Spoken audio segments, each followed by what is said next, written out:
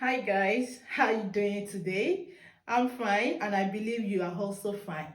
Now we are going to continue from our last class, which is electrolysis. Remember, our last class I talked about the Faraday's first law of electrolysis, and I also write out a formula that we can use to calculate the Faraday's first law of electrolysis. Remember, I said our M is directly proportional to Q, remember. Then I also said if we use proportionality constant, our M will be equal to Z Q, where our Z is called electrochemical equivalent. We can also call it electrochemical constant. Now today I'm going to go further on another formula that we can use to calculate electrolysis based on the Faraday's first law formula that I gave you. Remember that I also said Q equals to IT. And when you put this Q in this formula here, we are going to have M equals to ZIT. Now, this our electrochemical equivalent or electrochemical constant also has a formula. And the formula of it is relative atomic mass over number of charges multiplied by Faraday constant. Our RAM, and remember, your Faraday constant is a constant figure, which is what? 9,96500, which is 96,500 coulombs. Now, from here, we can input our electrochemical equivalent into this formula. When you input this particular electrochemical equivalent into this formula, what do we have? We have our M to be equal to our Z now, which is now this. Relative atomic mass, right, over number of charges times Faraday constant multiplied by I, right, and multiplied by T. And remember, it can also be written in another form.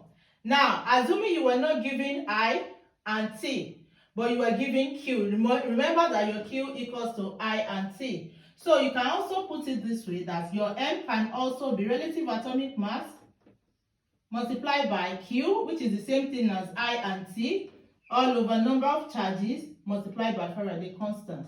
So these are the two main formulas that you can also use to calculate electrolysis. So based on these two formulas, let us now solve some questions using these two formulas. Now the question goes thus: what mass of copper will be formed when a current of 10 ampere is passed through a solution of copper sulfate for 1 hour?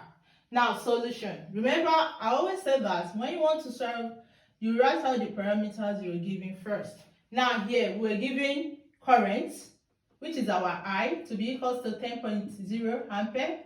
We're also given time, which is what? 1 hour. And you remember that I also said when your time is in hour, minutes, you need to convert it to seconds. So let's convert this hour to seconds now. So it's going to be what? 1 multiplied by 60 multiplied by 60. When you multiply 60 times 60, what do you get? You get 36,000 seconds. So that one is solved.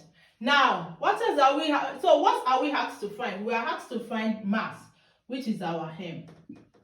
Now let's look at it. Which formula out of the two formula has current, as time, and also mass? We have our mass to be equal to, right, relative atomic mass multiplied by I, remember, multiplied by T, all over number of charges multiplied by Faraday constant. Remember, our mass is what we are looking for. Relative atomic mass, we are going to look for relative atomic mass or molar mass of copper. The relative atomic mass or molar mass of copper is always 64. Although when you're solving this question, this is one of a wire question, and normally they are supposed to give you the molar mass. So you shouldn't bother about cramming this, you'll be given. So 64 here, multiplied by, what is our current? Our current is 10, right? Multiplied by, what is our time? Our time is 3,600 seconds, all over number of charges. When we talk of number of charges, it means that the charges that copper carries. If you go back to your electrochemical series, you will see some element listed that carries charges on it. Positive sign or negative sign that they carried are called charges. For instance, let's look at it. Zinc now is always carrying 2 plus. For zinc now, the charge there is 2. Copper, it also carries 2 plus 2. For copper too, it's also 2. We have potassium. Potassium always carry plus. This means that the charges there is 1, and so on and so forth. And also, based on the solution we are giving copper sulfate, you remember your copper sulfate, when it dissociates, what do you have? We have copper 2 plus SO4 2 minus. So based on this, you can see that the charges on copper here is 2 plus. So which means number of charges of copper here is 2 multiplied by, what is our Faraday constant? 96500 coulombs. So when you punch your calculator, what do we have? Here we can cut it a bit. Here 1, here 5, right? So let's press our calculator and check our answer for this. So when you press your calculator, what we get at the end is 11.9 as our answer, gram in mass. 11.9 gram as our answer. Now let's look at another question. Now let's look at it. Remember, the first thing we are going to do is we are going to write the parameters. So solution. So let's look at the parameters we're given. We're given quantity of electricity to be 96500 coulombs. So our quantity of electricity is Q, which is equal to 96500 coulombs. We're also given molar mass of silver to be equal to 108. We're given Faraday constant to be 96500. So we were asked to calculate the mass. Quantity of silver is the same thing as the mass. We are asked to calculate the mass. Now remember the formula again. Here, we're not giving current and we're not giving time, but we're giving Q. So the best formula we're going to use out of the two formulas I explained is M equals to relative atomic mass multiplied by Q. Remember, all over number of charges multiplied by Faraday constant. You still remember? So let's input this. So our M now will be equal to relative atomic mass. I told you it's the same thing as molar mass. Is 108 multiplied by our Q, 96500, right? All over number of charges. The number of charges of silver is +1, Ag plus.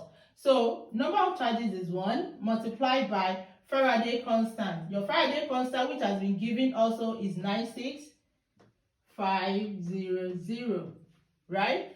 So our M now will be, when you press the calculator, what you have is 108 gram. So the mass of silver here is 108 gram. So that is that. You can see that the questions are very simple. So now is the time to give you a question to solve. And like I said, don't forget to send the answer to the comment section. So now this is the question that you'll be solving for me, and I will be expecting your answer under the comment section. See you in the next video. Bye.